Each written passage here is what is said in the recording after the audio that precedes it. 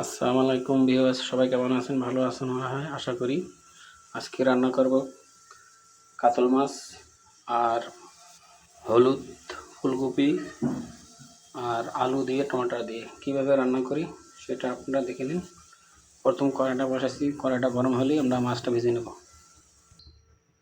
কড়াইটা গরম হয়ে গেছে, এবার তো তেল ঢেলে নিচ্ছি।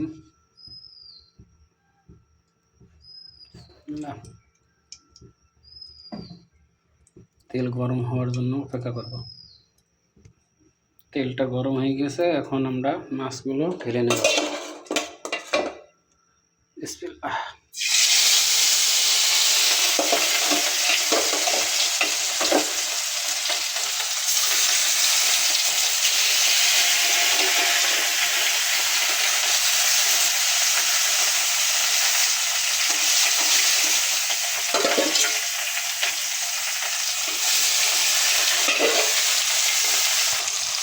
মাছটা উল্টে দিলাম।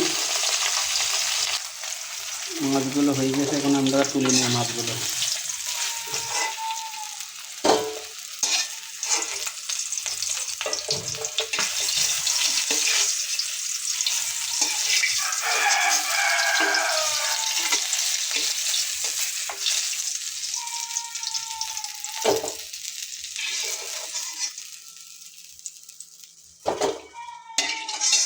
এখন আমরা ফুলকপিগুলো আর আলুটা ভেজে নেব তেলে।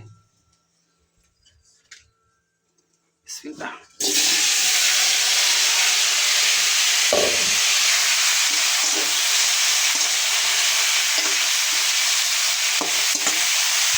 তেলে ফুলকপিটা আলুটা ভেজে নিচ্ছি।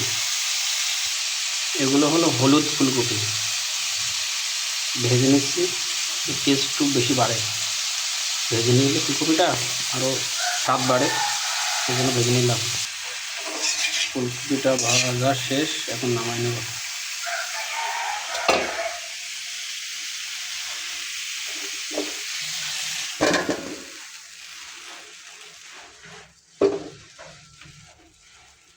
এখন কড়াইতে তেল ঢালবো।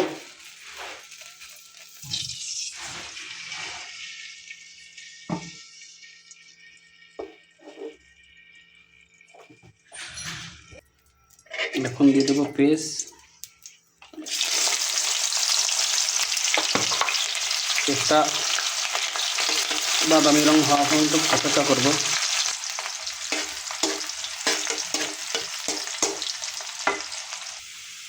এখন জিরে বাটা আর রসুন বাটা দিয়ে দিচ্ছি।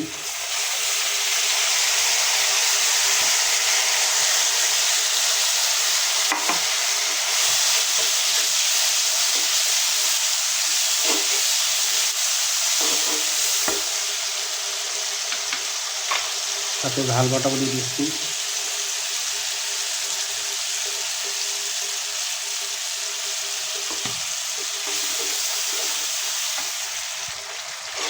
এবার দিয়ে দেব লবণ স্বাদ মতো,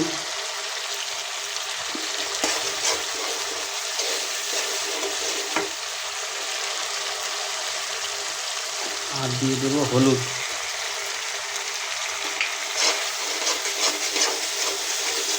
আর একটু কষাতে হবে।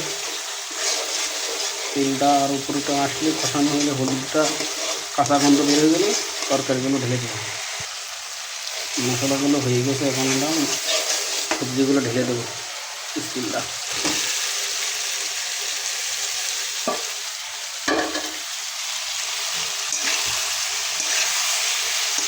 সবজিগুলো ভালো করে কষাই নেব মশলার ভিতরে।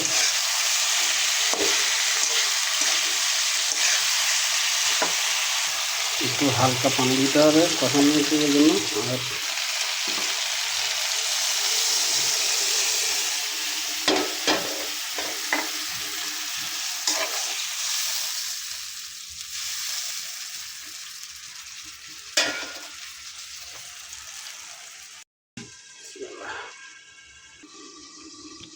ঢাকনাটা তুলে নেব। এখন কতটুকু সিদ্ধ হয়েছে কষানো দেখে নিই।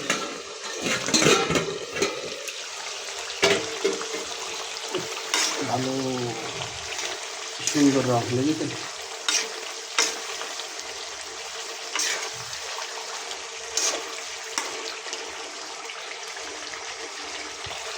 এখন আমরা টমেটোগুলো ঢেলে দেবো।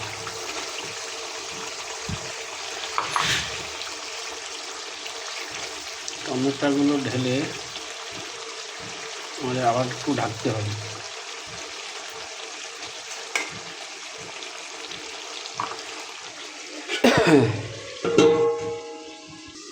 এখন আমরা ঢাকনাটা তুলে নেব। টমেটো মনে হয় ফুটে গেছে।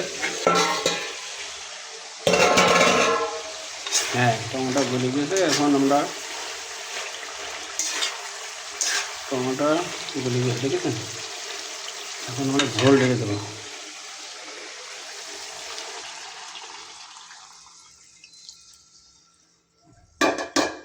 ঝোলটা ঢেলে দিলাম। ঝোলটা ঢেলে দিয়েছি, আবার একটু ঢেকে দেবো। এখন আমরা কড়াইটা থেকে ঢাকনাটা তুলে নেব।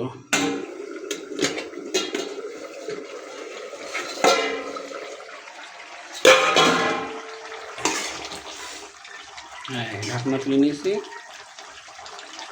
তো আলুটা সিদ্ধ হয়েছে না দেখিনি। হ্যাঁ, আলুটাও সিদ্ধ হয়ে গেছে। এখন আমরা মাছগুলো ঢেলে নেব। মাছগুলো দিয়ে দিচ্ছি। বড় কাতল মাছ, 2.5 কেজি ওজন, সেই কাতল মাছ।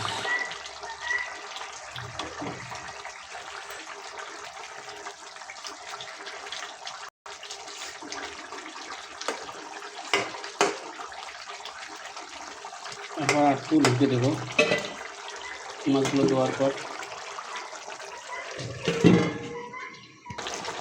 তরকারির রান্না কমপ্লিট। এখন ধনে পাতাগুলো দিয়ে দেবো।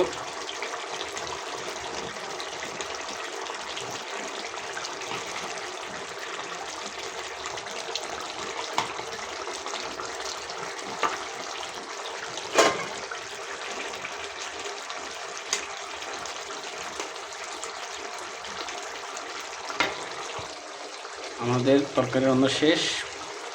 রুই মাছ আর ফুলকপি দিয়ে, টমেটো দিয়ে, আলু দিয়ে রান্না হবে। All complete.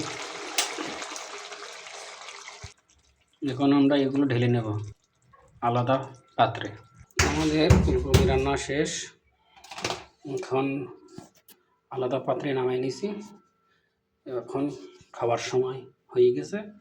আমরা খাবার রেডি করি। আসসালামু আলাইকুম, আল্লাহ হাফেজ।